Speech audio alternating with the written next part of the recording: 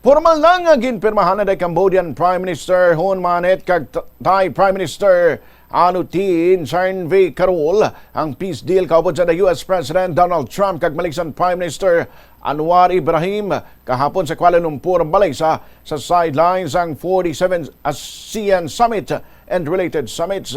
Ang kasugtanan nagatuyo nga tapuson na madugay ng atensyon sa tunga sang Thailand kag Cambodia nga nagresulta sa masobra 40 ka mga napatay kag 300,000 ka mga nag-evacuate sang Hulyo. Suno sa report, si Trump mismo ang nagduso sang ceasefire sa duha ka pungsod matapos ang 5 ka adlaw nga giyera. Nagpalabot naman si Trump sa iya simpatiya sa kamatayon sang reyna sang Thailand nga si Queen Sirikit, iloy sang subong hari nga si King Vajiralongkorn. Well, this is so exciting because we did something that a lot of people said couldn't be done, and we saved maybe millions of lives on this one peace deal itself. And I'll tell you what makes me so happy is the two countries we're dealing with, and the third that helped so much. I appreciate so much. Maybe it couldn't have been done without you, but they really like each other.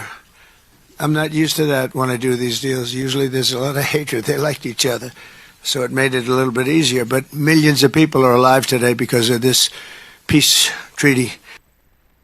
Si United States President Donald Trump, gindayaw naman ni Prime Minister Anwar Ibrahim nga subong chairman sa ASEAN ang duha ka mga pinuno sang duha ka pungsod. Suno kay Ibrahim, isa ka maalam nga tikang ang ginhimo sang duha ka leader. Dugang pa niya ini nga desisyon nagkapakita sang pagpakigugyon kag concern nga mong tinutuyo sang ASEAN bilang isa ka rehiyon. We, of course, admire your tenacity, your courage, because the world needs leaders who promote peace strongly. And to achieve that, you have to break some rules, as you did today.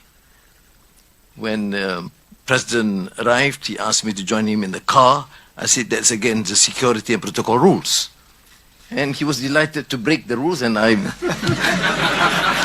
A nice ride. It was a nice ride. And we share a lot of things in common. I was in prison, but he almost got there.